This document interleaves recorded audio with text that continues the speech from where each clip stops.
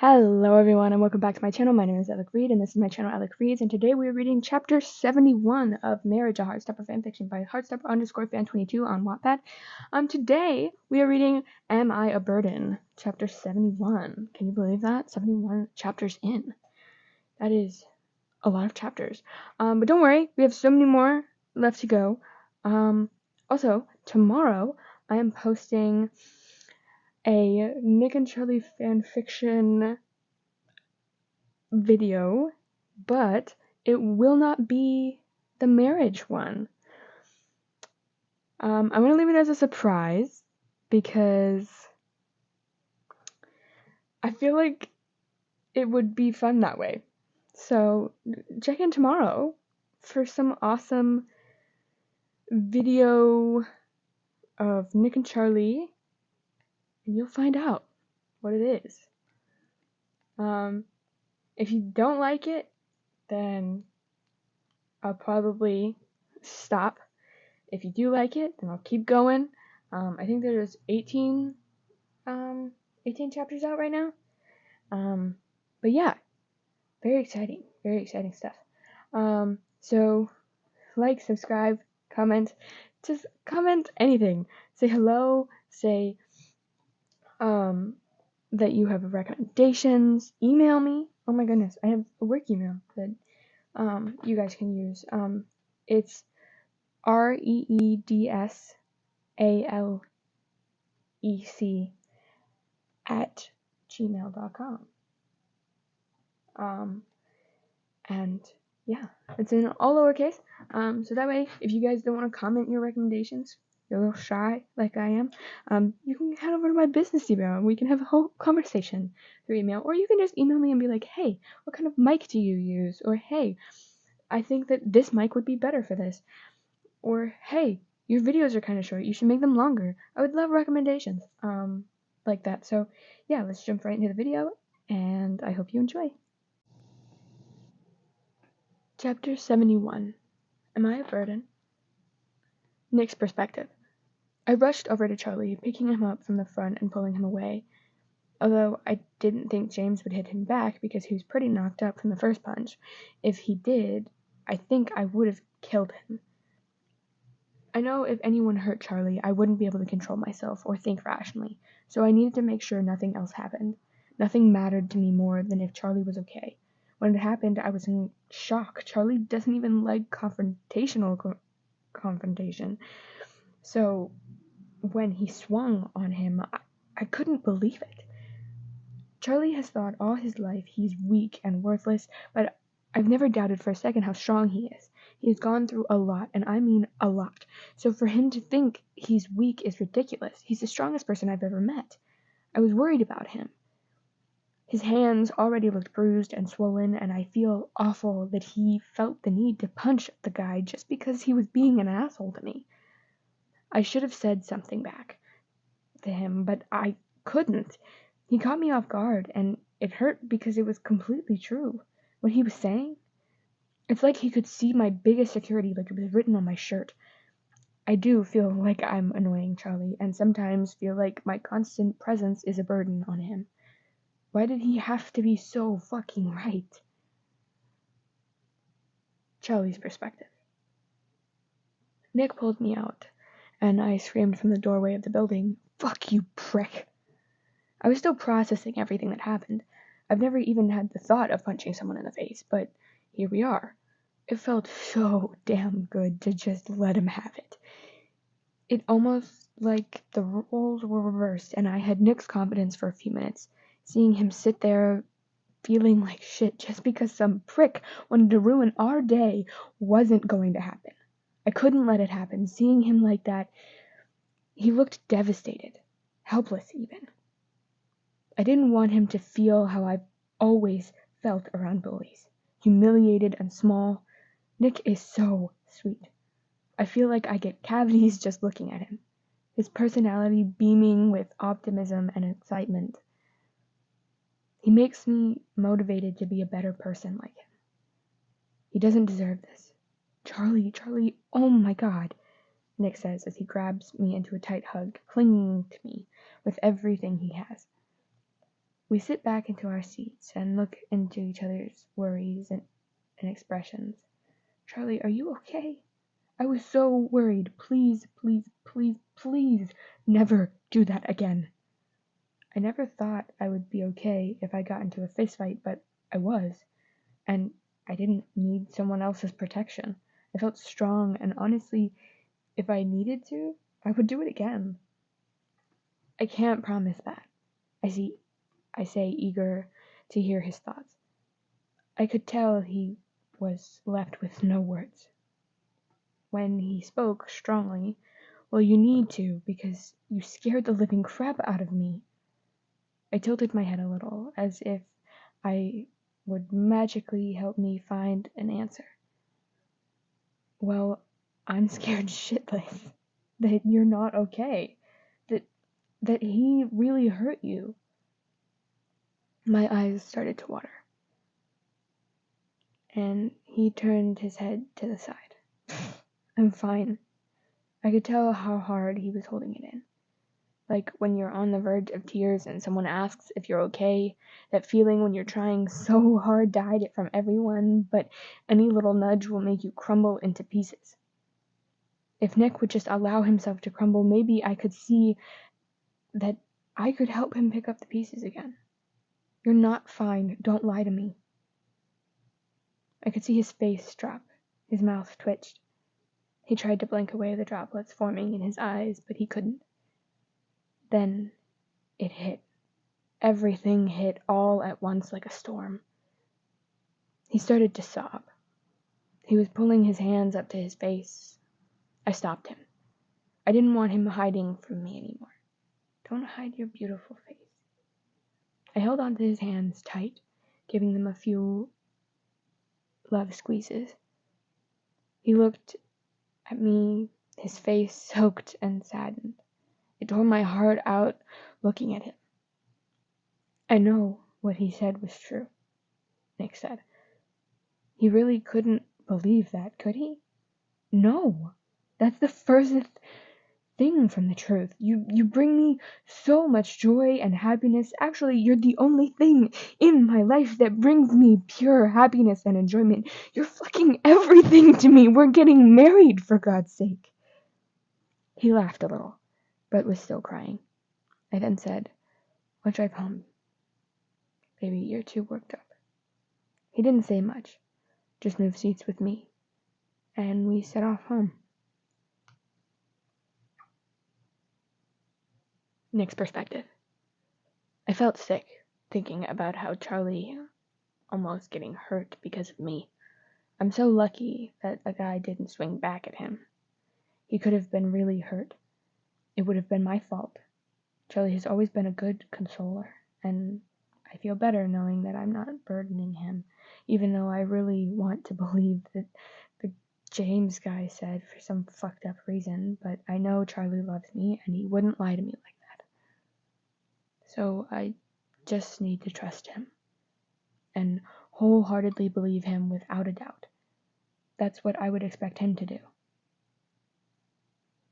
I don't want you getting into fights because of me, I say quietly, trying not to cry again. He doesn't take his eyes off the road and says, Well, I'd do anything for you, Nick. I saw the look on your face, and I've never seen you look like that. I saw myself in you. I saw myself looking down, listening, and believing everything the bully said to me. And I didn't want that for you. I never want you to feel that way. The way I did. My cheeks hot, flushed. The tears came flowing down my face again and again. I tried to speak, but I couldn't. I was crying too much, thinking about him getting bullied in high school, and just how awful most people were to him. Thank you, love. I managed to splurge out. He looked at me with his smile and blue eyes, now filled with tears. I hate seeing you cry, so cut it out, yeah? He jokes, making me laugh a little. Then he goes on again as we pull into the parking lot. Today was shit. I frown and say in return to his truthful statement. Yeah, it really was. We get out of the car and Charlie comes running towards me, flinging himself into my arms.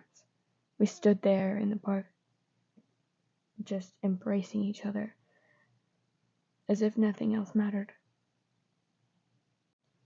Chapter 72. Bad Parents. Nick's perspective.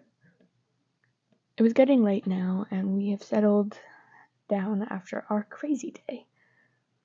Charlie is getting ready for bed, but is still hiding his hand from me. I know that it hurts because why else would he hide it in his pocket from me and try to brush off the subject? I will leave it until tomorrow, give him some space and time to think about it and check up on it tomorrow.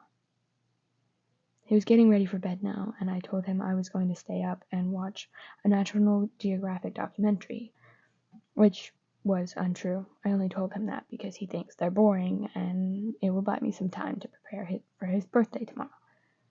I was pretty bummed when I heard we weren't going to be able to spend his birthday just us.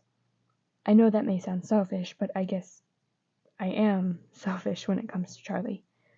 I wish that I could just plan a whole special day for us, all his favorite things, so we could just feel special. But instead, we're stuck going to his parents' house. Great. Charlie is stressed and upset about going, and I'm definitely not thrilled either. His mom infuriates me. The way she talks and treats Charlie as if he's some trash son, that she only wants around to not feel like a shit mother. She never really cared about Charlie. It was always about her and how having a mentally ill son tainted her image. I hated the way Charlie acted around his mom. Like he's scared of her. She has a short temper and would often snap into a rage, taking it out on Tori and Charlie because they were the oldest, causing them to always be on edge around her. Charlie seeks his mother's approval so much, and every time he sees her, he is devastated because his mom will never understand that. Because his mom will spew out some untrue garbage just to make Charlie feel like shit, and I hate it. I hate that he feels so shit about himself after. I mean, my family isn't like that. My family isn't the greatest either. My brother's a homophobic dick, and my dad abandoned me when I was 5. At least my mom is an angel. God, I miss her. Nick, I'm going to bed. Hurry up and come to bed. The bed is empty and cold without you.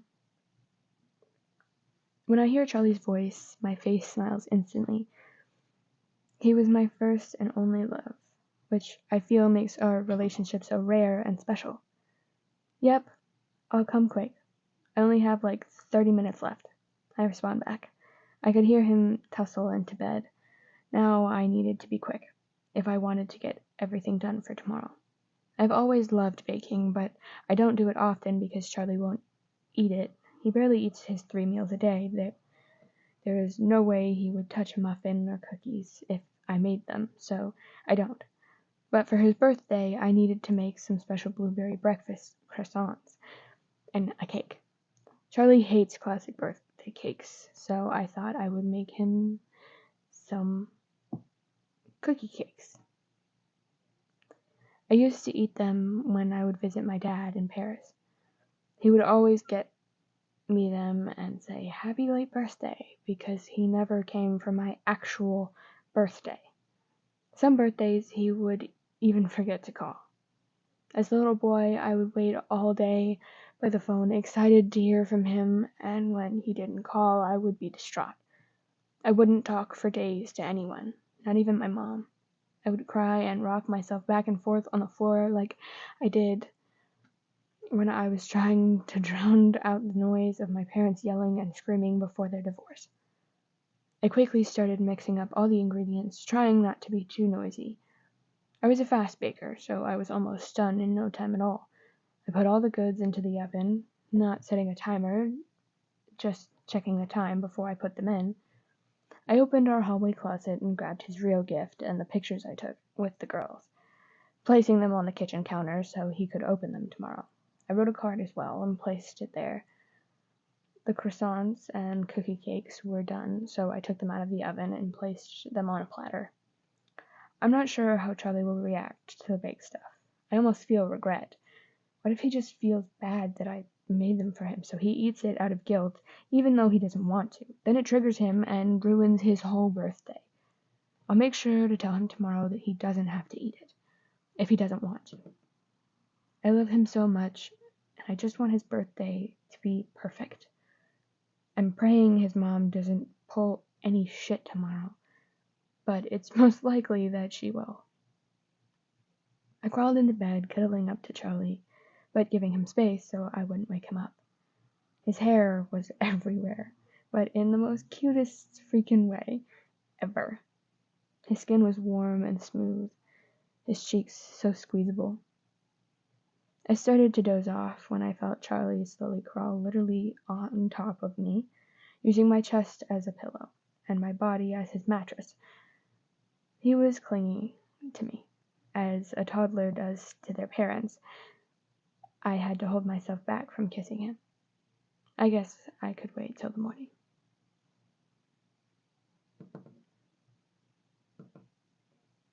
Charlie's perspective.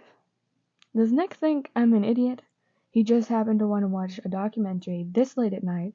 Plus, he hasn't watched one of those in like 5 months after I told him I wasn't going to watch it with him anymore because it was boring. It put me to sleep after I already had a nap that day.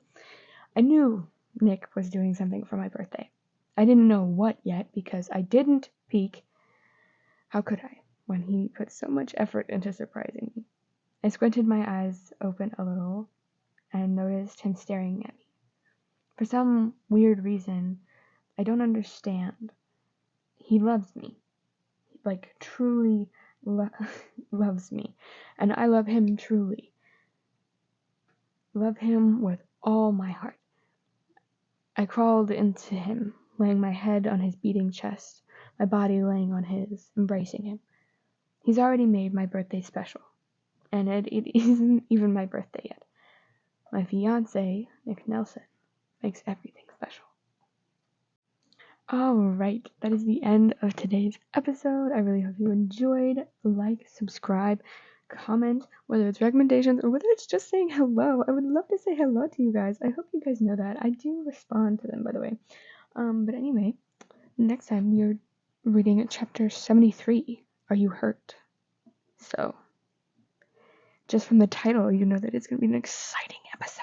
Plus, they're going to Charlie's parents' house, which I wanted to say a little bit because I just wanted to say that this is kind of like an opinion that I don't know if many people have, but I hate Charlie's mom.